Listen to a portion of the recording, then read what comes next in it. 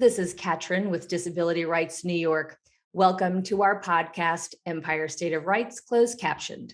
We are here to bring you information on the most relevant topics regarding disability rights and advocacy. Today, we welcome Zoe Gross, the Director of Advocacy at the Autistic Self-Advocacy Network, ASAN. She's here to discuss the mission of the organization, its resources, and the importance of preferred language. Zoe, thank you so much for joining us today. Thank you for having me. So Zoe, before we start, let's talk a little bit about you and your work at ASAN. Sure. So my role at ASAN involves coordinating the parts of our work that aren't directly policy related. So communications, publications, grassroots advocacy, events, all of that. Specifically, I do a lot of work on our Easy Read resources, which I know we'll talk about later. And generally, I work on communicating the work that ASAN does to the public. Yes, I can't wait to talk about your resources. They're so exciting to me as also a lover of language and the variety of ways that you are distributing them. But before we get to that, let's talk about the Autistic Self-Advocacy Network itself and its mission, when it started, and how did this organization come into being? Why was it necessary? Sure. So ASEAN is a policy advocacy organization run by and for autistic adults. Our goal is to make sure that autistic people are calling the shots in policy conversations about autism, whether that's about what kind of services we should get or what kind of research the government should fund around autism. ASEAN was created in 2006, and it was responding to an advocacy environment where advocacy around autism was being run by family members of autistic people or by professionals working in the autism sphere, but it wasn't connected to the goals and needs of autistic people ourselves. So ASAN was formed to change that. We were just having a conversation the other day with another person about the strong family-centered activism that really gets a lot of movement started. So I find that interesting, and also it just seems that when we're looking at advocacy, oftentimes it starts with family and friends, and then that advocacy network grows, which it sounds like that's part of this history here. Yeah, absolutely. So what we wanted to do, and I wasn't part of ASAN when it was founded, but starting ASAN was very much about the evolution of autism advocacy from something that was family centered to something where the voices of autistic people ourselves were being centered and represented. That's fantastic. And now let's talk about the resources. As I said earlier, I'm very excited about them. And the resources on your website, they're available in easy read or plain language format. And so we've talked a little bit about that on the podcast before, but for those in the audience who don't know, can you talk to us a little bit about what easy read and plain language is and why it's so important for policymakers and other organizations that need to have information brought to an audience to make sure that it's in this accessible format? Sure. So easy read and plain language are both cognitively accessible formats to communicate information. They're more accessible for people with intellectual disabilities, other kinds of language processing disabilities, English language learners, and anyone who reads at a lower reading level for whatever reason. Plain language, we generally shoot for a fourth to fifth grade reading level. It is the format and rules aren't as strict as an easy read, but we want to make sure that the sentences are straightforward, that any jargon is defined, that we avoid confusing sentence structures like passive voice, um, and generally that everything is as clear as we can make it. Easy read is there are more rules for that format. It is picture assisted, so every line on the page has an icon next to it that illustrates that line. Um, every sentence is its own paragraph. Every sentence should have only one idea whenever possible. And we want to make sure there's a lot of white space on the page to make it sort of easier on the eyes and more accessible to people. So no more than 5 sentences per page. Thanks so much for that, Zoe. I find that the white space is super important, especially as we're accessing things on websites. When we have resources that are available, and not only is the white space at a minimum, But then oftentimes there are pop-ups or there are other ads that get combined with resources. And that makes it very difficult to read as well. So I appreciate your explanation of that and also the work that is being done to make those resources available in plain language and easy read. And so when we're looking at the other resources that you have, the ASN also has a lot of toolkits, which we are also a fan of here. And I'd like to really talk about the crisis in our communities, racial disparities in community living toolkit. So this is addressing the barriers that BIPOC people with disabilities experience regarding community living and access. And so let's talk a little bit about those barriers and how does this toolkit not only investigate them, but how do they address the ability to navigate these barriers?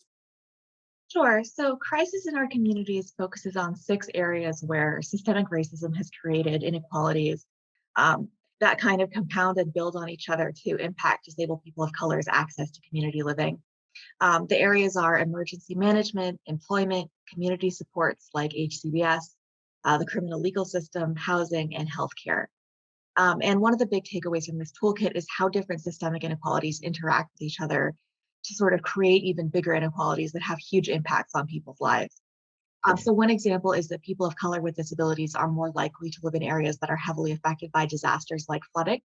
Um, but both people of color and people with disabilities are more likely to live in poverty. So people at the intersection of those groups are less likely to have enough money to rebuild or relocate after a natural disaster. And that's especially true for anyone who's on benefits like SSI because of the asset limit. So all of these inequalities, the fact that people are more likely to live in areas that are impacted by disasters, the poverty, the asset limit to SSI, all interact to present huge barriers to successful community living when something like a natural disaster happens.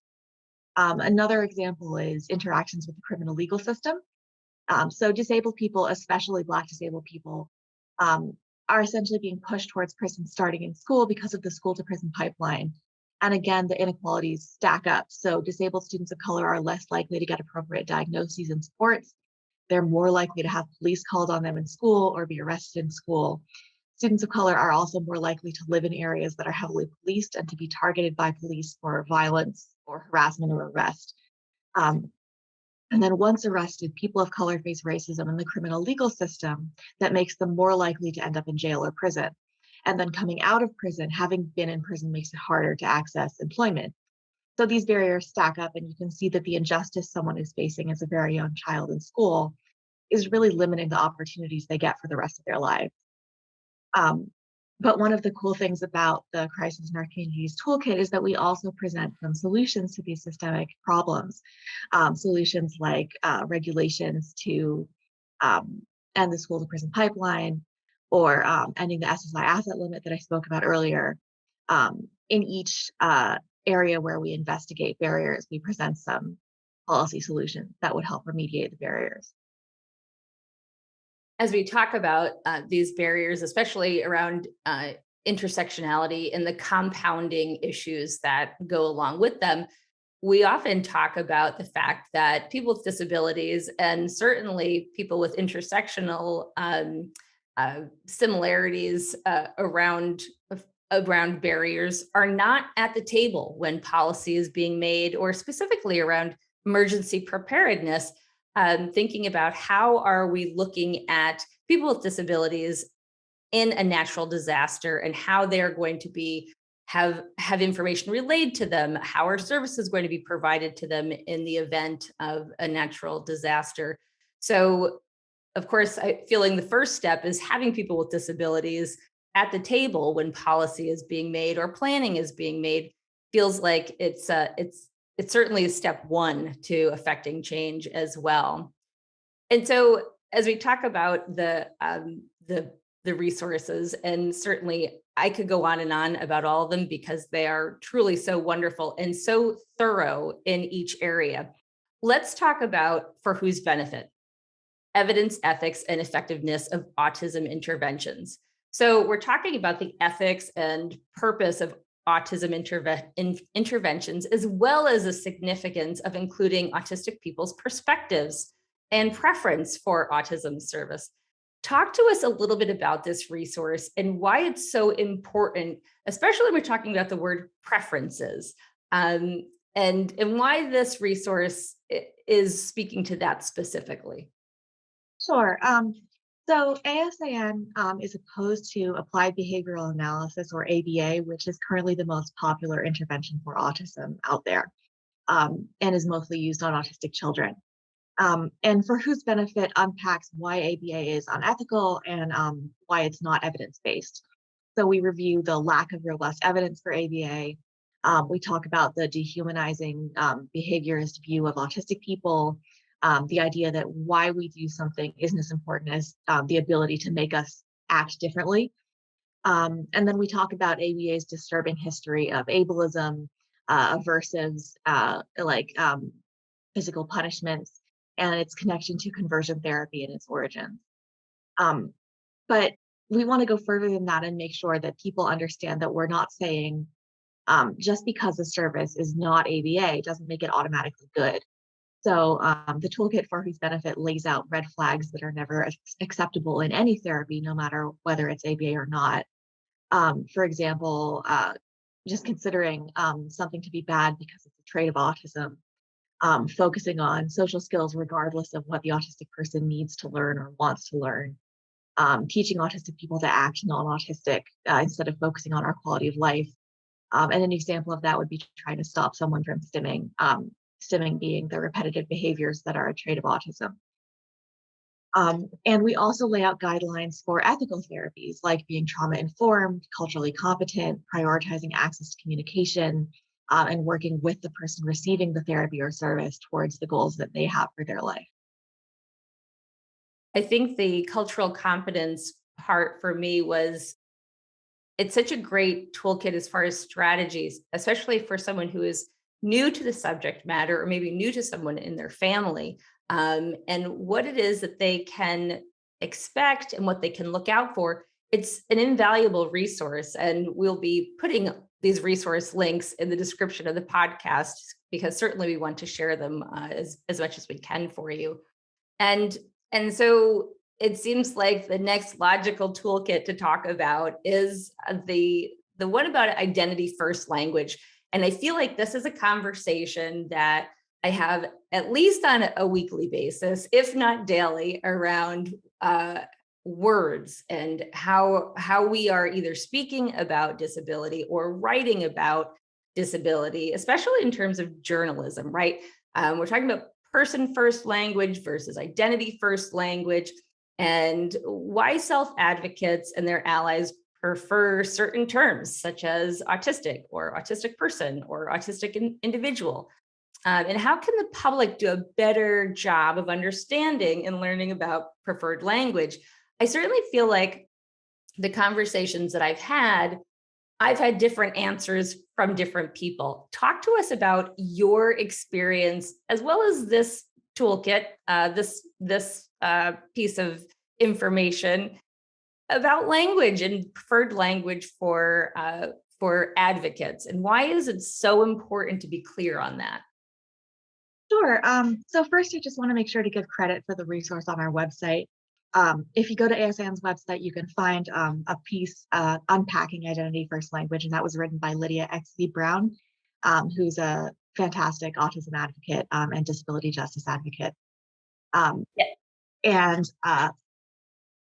for many autistic people, we prefer identity first language because we find that saying person with autism, it's an attempt to sort of distance autism from personhood.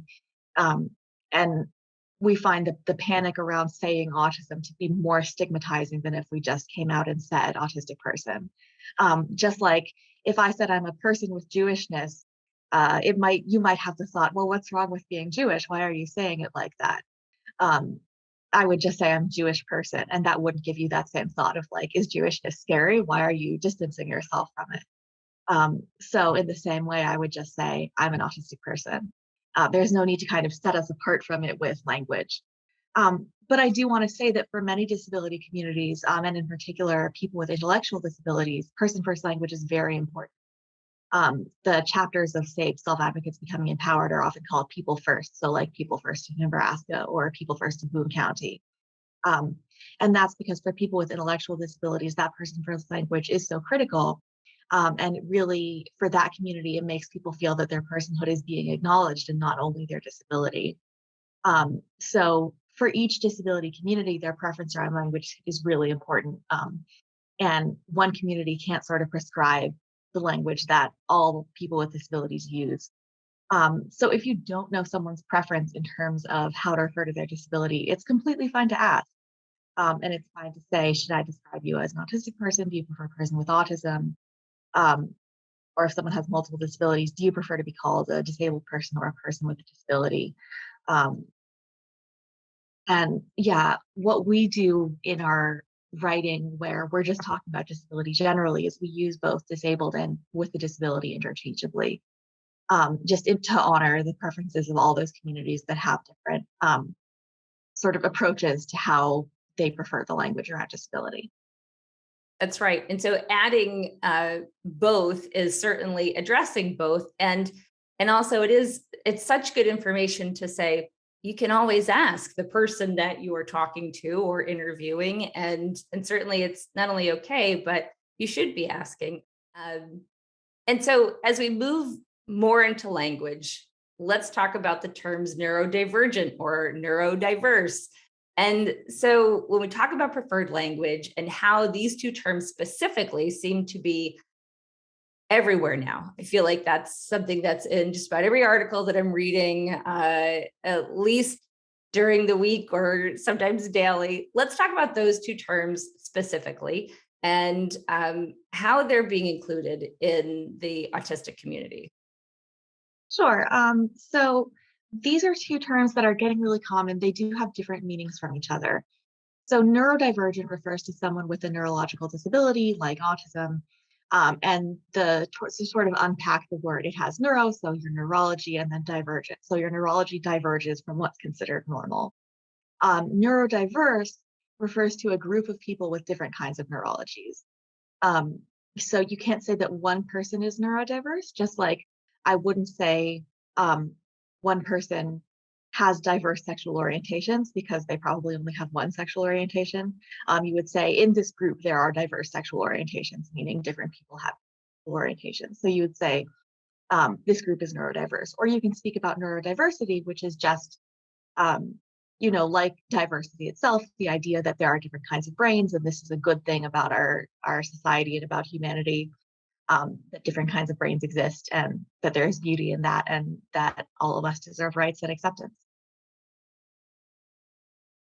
Thank you so much for breaking that down for us. It is interesting in the ways both those terms are used for individual labeling as opposed to for a group or a group of people. So thank you so much for breaking down the language. It is one of the key points of all of your information and resources that is so attractive and so interesting. As I looked at your resources, I couldn't believe not only the volume of resources, but how easy to read they are, how the information is so specific, and so tangible and accessible, and not just accessible as far as reading it or getting it on the web, but it speaks directly to questions that people have about language, about how they can find resources, and really the history of and why all of these things are so important. So thank you so much for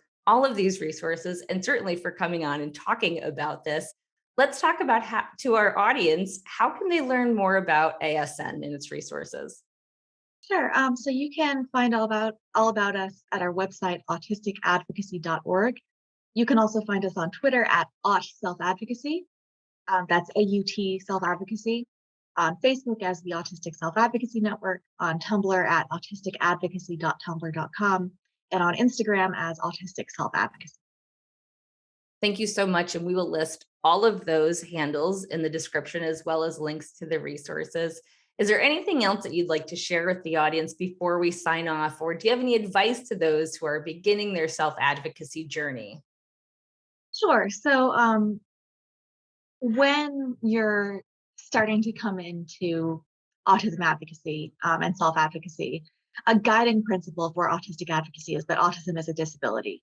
And that may seem obvious because we're here on Disability Rights New York's podcast talking about autism and disability rights. But you'll sometimes hear people asking things like, is autism a disorder or is it just a difference? And it's neither, it's a disability. And disability is not a bad thing. A lot of our rights as autistic people are disability rights, like our rights under ADA or IDEA, or our right to receive community supports. So, I would really encourage people new to autistic identity to embrace disability pride and the whole disability community that's out there waiting for you. Thank you so much, Zoe. It was a pleasure talking to you today. I hope we get to talk again soon. If there's any events that you have coming up or any new resources that come out, please reach out to us. We would love to talk to you again. Fantastic. It was great talking to you.